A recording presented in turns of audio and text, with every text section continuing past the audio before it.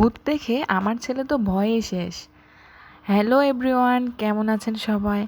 আজকে আমরা চলে আসছি নৌসিন্দি ড্রিম হলিডে পার্কে। এই পার্কটা সত্যিই অনেক সুন্দর, কিন্তু এত গরম আর এত রোদ ছিল। আমরা যেদিন ওখানে গেছি মানে আমরা ঘুরতেই পারতেছিলাম না, এত রোদ ছিল।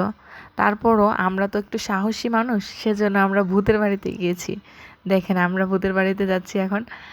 আমরা কে কে গেছি ভূতের বাড়িতে দেখেন, আমি, আমার ভাবি আর আমার ছেলে আর আমার ভাবির বোনের ছেলে। এই যে আমরা ঢুকতেছি ভূতের বাড়িতে। আমরা খুব এক্সাইটেড ছিলাম ভিতরে যাওয়ার জন্য। এই যে আমরা ভিতরে ঢুকতেছি। ভিতরে ঢোকার সাথে সাথেই শুনলাম খুব ভয়ঙ্কর ভূতদের শব্দ। তারপর আমাদের ভয় লাগতেছিল না, কারণ আমরা সবাই জানি এগুলো আর্টিফিশিয়াল, এগুলো আসল কোনো ভূত নেই এটার ভিতরে।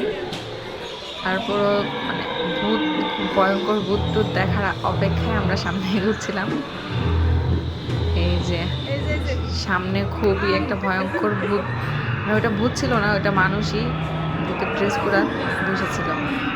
ওইটা কি করছে, ওইটা আমার ছেলের, আর যেহেতু আমার ছেলের সামনে ছিল সেজন্য ও বেশি ভয় পেয়েছে।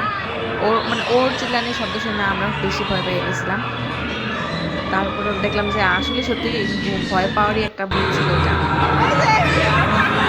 এই যে এইটা, যেটা হাত বাড়াইতেছে, হাত দিয়ে অনেক ধরার চেষ্টা করতেছে। ওটা দেখে এরকম আরেকটা সামনে আসছে।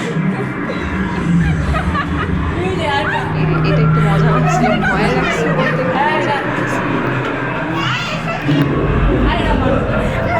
কত ভয়ঙ্কর ভয়ঙ্কর। হয়তো বা এইখানে ছোট বাচ্চা যারা ছোট বাচ্চা নিয়ে যাবে ভূতের বলে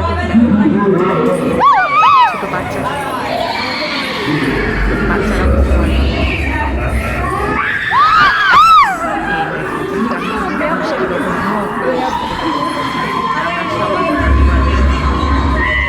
সামনে আরেকটা